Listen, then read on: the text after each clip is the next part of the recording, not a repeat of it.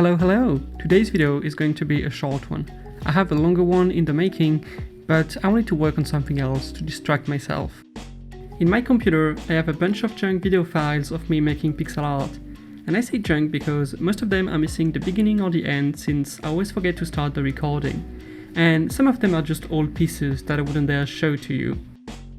Anyway, I dived into this folder full of junk videos and went looking for some content. And I managed to salvage this time-lapse of a demake of Zelda Breath of the Wild I made way back in December of 2020, more than a year and a half ago.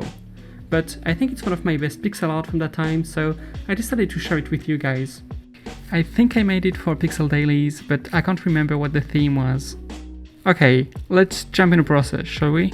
For the perspective, I decided to go for a 2D side-scroller action platformer style.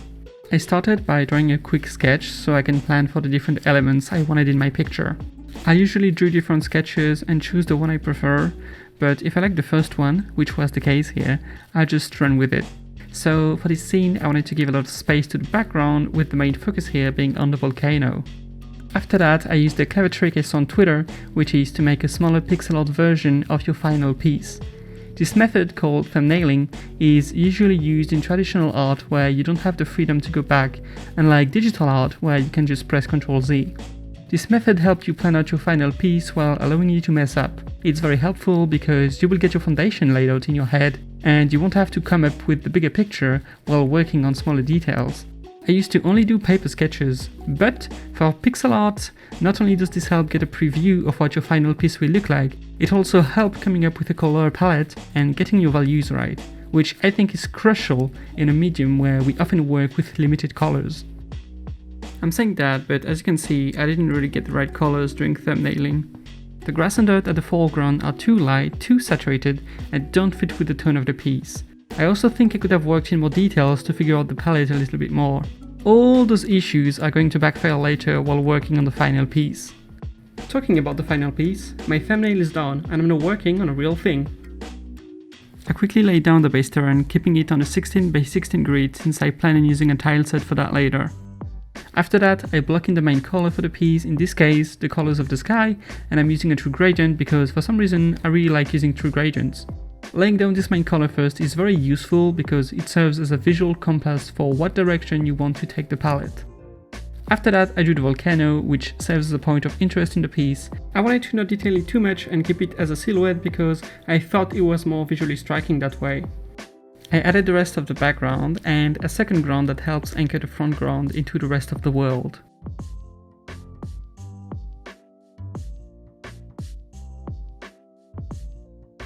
I replaced those bluish greens for a more vibrant color because when you look at Zelda Breath of the Wild, the game has those very grassy green plains and I wanted to match that.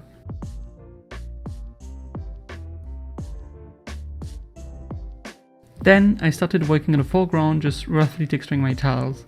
As you can see, the color of the grass at the front does not fit with the color of the background. That's what happens when you don't spend enough time on the thumbnailing.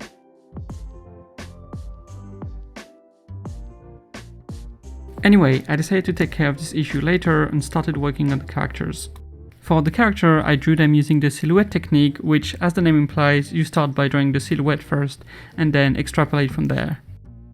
For the slimes, I took inspiration from the game Slime Rancher rather than Breath of the Wild, where the slimes have those googly eyes.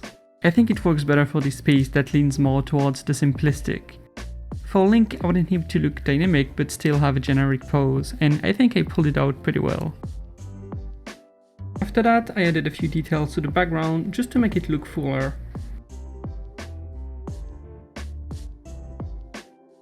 Finally, the icing on the cake, the HUD, which is, I think, very important for mockup because it really makes it look like a game.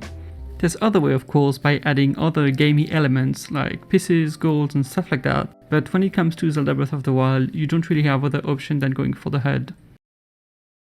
Then I decided to rework the background because my values were all over the place.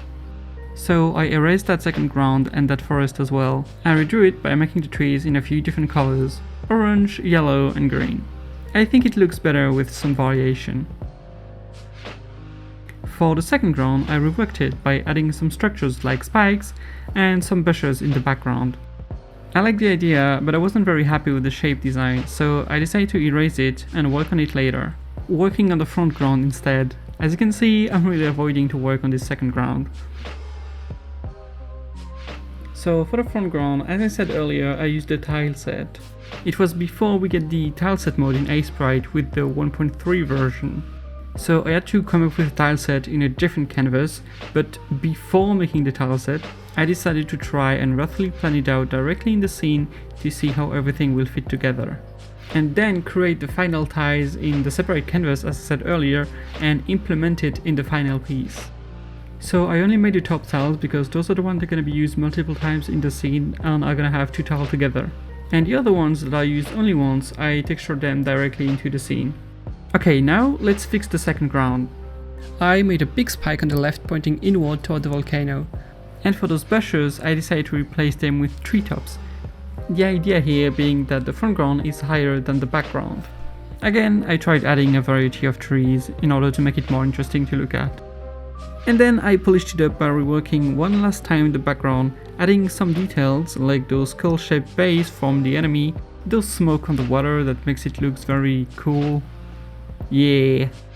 Oh, and I changed the colors for the volcano in the sky because the values were all over the place. And that's the final piece. I remember having a lot of fun working on this, and it just makes me want to do more pixel art demakes.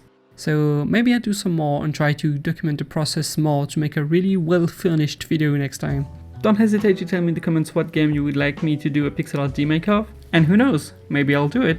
Anyway, thank you for watching this video guys, it was a pleasure. I'm very happy to be back, and if you don't like time lapses, don't worry, because there's going to be a bunch more of other videos like tutorials and experimentations and stuff like that.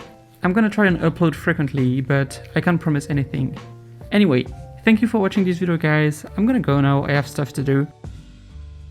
And by stuff to do, I mean nothing, because I'm just gonna go sleep because it's almost 11 PM. I'm exhausted. Bye.